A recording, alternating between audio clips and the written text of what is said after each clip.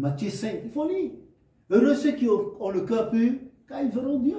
Heureux ceux qui procurent la paix, c'est-à-dire qui ne gardent pas rancune, qui pardonnent, qui aiment le voisin et qui aiment Dieu, qui marchent, hein, comme a dit le Sommeur, heureux tout homme qui marche selon les Saintes Écritures, qui ne s'arrête pas en compagnie de ceux qui n'aiment pas le bonheur, le bien, mais qui trouvent leur plaisir dans la loi de l'Éternel. À ceux-là, Dieu dit, à travers le psalmiste, ils seront comme un arbre qu'on a planté près d'un cours d'eau qui donne son fruit à sa saison, dont le feuillage ne flétrit point, hein,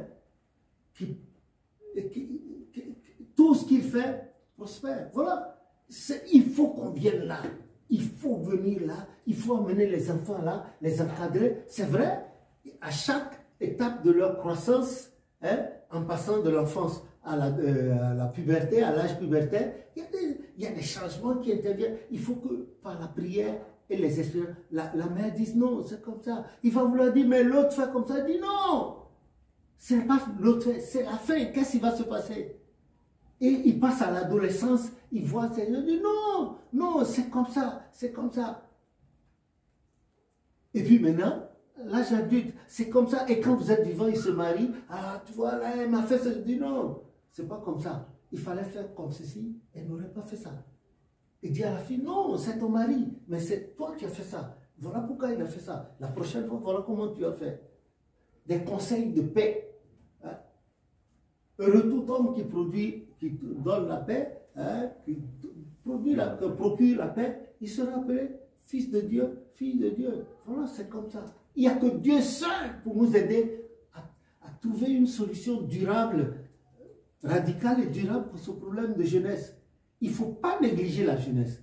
Au niveau de l'église, il ne faut pas négliger. Il faut organiser des réunions avec les jeunes de la paroisse à la fin des cultes ou bien des jours précis et les surveiller, dire aux parents, voilà, ils viennent, ils disent, poser des questions, ils posent des questions. Il faut les responsabiliser au niveau de l'église, voilà, l'association des jeunes, voilà, faire des sorties ici. Vous en avez les capacités, etc., etc., etc. Il faut évoluer. Ce n'est pas facile dans la société actuelle dans laquelle nous vivons. Regardez l'Internet.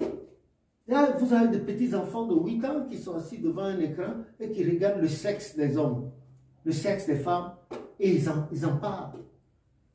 Pour certains commentaires qu'on m'envoie sur mes vidéos, on envoie un petit nom là, avec des chiffres. Oui. Tu cliques là-dessus, tu vas trouver toute une rangée de femmes nues, complètement nues, le sexe ouvert, d'autres te mettent la main dans le sexe, et puis te montrent les seins, d'autres te sourient, tout ça là. Et tout ça là, ça aide à abrutir spirituellement et moralement les enfants. Et voilà comment la débauche commence.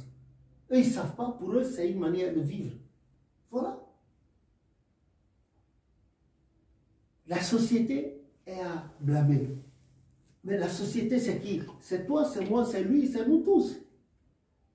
Chacun doit protéger sa petite famille, la cellule familiale, l'assister spirituellement, psychologiquement et matériellement pour qu'il n'y ait pas de dérapage. Que le nom de l'Éternel soit béni. Voilà. C'est cela. Que Dieu ait pitié de nous. C'est triste. Cette réalité est triste. C'est triste. Mais qu'est-ce qu'on fait? On n'y peut rien. Il n'y a que Dieu. Il n'y a que Dieu. Il y a des parents qui voudraient bien donner ce qu'ils veulent aux enfants. Mais ils n'ont pas les moyens. Ils n'ont pas les moyens. Il y a des filles qui sortent de la maison.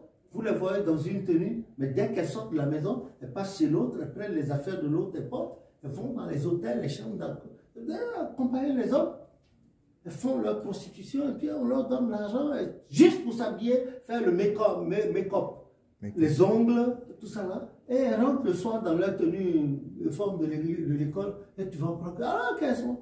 Ce jour-là, 5 hommes ont couché avec 7 et puis elles reviennent à la maison tranquillement. Jusqu'au jour où tu apprends qu'elle a attrapé une MST, maladie sexuellement transmissible, elle a attrapé le sida, comment ça s'est passé? Ou bien elle a fait un avortement, elle est déformée, son sexe est déformé, il y a plein de cas comme ça. Et puis chez les jeunes hommes aussi, ils attrapent la gonococcie, ils attrapent la chaude-pisse, et tout ça, il y a plein de maladies. C'est pas facile. Mais il y a une solution. Avec une seule personne, notre Dieu, notre Créateur. C'est lui seul. Il faut toujours en prière. Amener les enfants à Dieu, leur expliquer. Ils n'ont qu'à faire leur expérience, ils voient. Mais l'Éternel fera en sorte que nous ne pleurions pas. et que nos enfants nous écoutent et que nous aussi nous écoutions nos parents.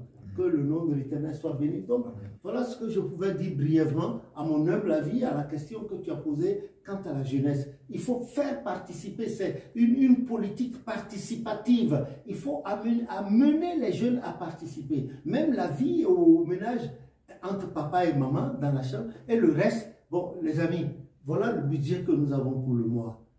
Nous devons payer le loyer dedans, l'eau, l'électricité, payer vos passes, comment on les appelle? Une passe Navigo, le téléphone, voilà. Bon, voilà pas plus, nous n'en avons pas plus. Maman doit telle somme à tel crédit de consommation. Papa doit, donc si on enlève, il n'y a plus rien, nous devons payer l'impôt. On doit envoyer un peu d'argent à papy ou à mamie. Bon, il y a tel de votre oncle qui est dans telle situation, on ne peut pas laisser comme ça. Voilà et voilà tout ce qu'on a pour le mois. Qu'est-ce qu'on fait? Bon, décidez. Papa s'assoit, maman s'assoit, on dépose ce qu'il y a là, le chèque, les enfants sont là, et chacun donne sa pensée. Dit, bon, voilà la maison. Quand maman sort le matin à 5h30, ouais, elle travaille jusqu'à, voilà le salaire qu'elle gagne. Moi, voilà ce que je gagne. Mais nous voulons vous faire plaisir. Si vous voulez, vous déterminez quelles les priorités qu'on a, ce qui reste, le mois prochain, bon, votre soeur a besoin de ci. L'économie de maman et moi, on lui offre ça. Dans 2 mois, toi, ce que tu as demandé, bon, on va t'offrir. Dans 3 mois, si Dieu le veut, on va t'offrir.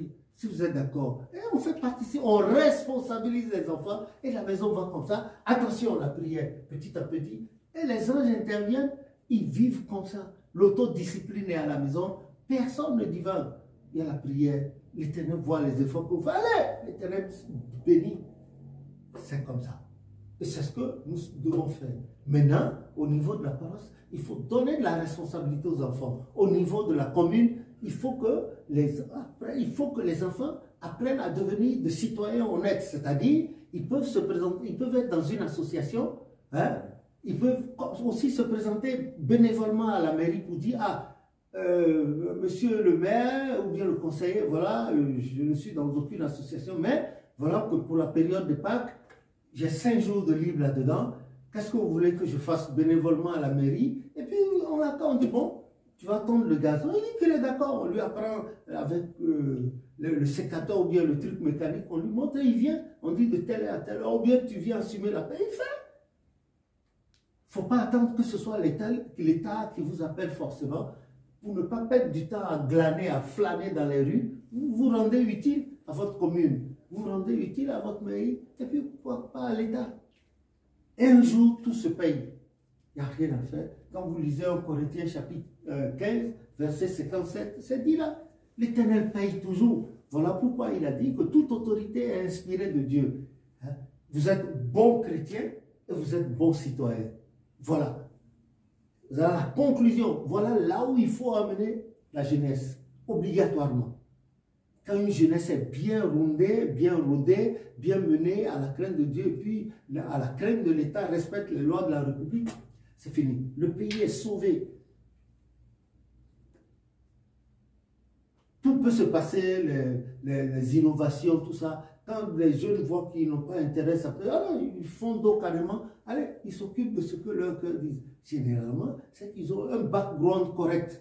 Un background, un dessous, des parents, puis allez, ils offrent leur service à l'État. Et plus tard, ceux-là, par la grâce de Jésus, Dieu va leur donner un bon poste, ou bien un poste moyen, quelque part, ils ont un salaire qui leur suffit, ils ne cherchent pas trop grand, ils ont eu une femme, la femme aussi est du même acabit qu'eux, et puis ils ont un peu d'économie, et finalement, ils achètent 1 ou 2 appartements qu'ils mettent en location, et avec cet argent, ils s'occupent de l'éducation de leurs enfants. À part, est-ce qu'un homme peut porter 3 costumes à la fois? Un homme peut-il porter 4 costumes, 4 pantalons à la fois? Tu peux porter 3 chaussures à la fois?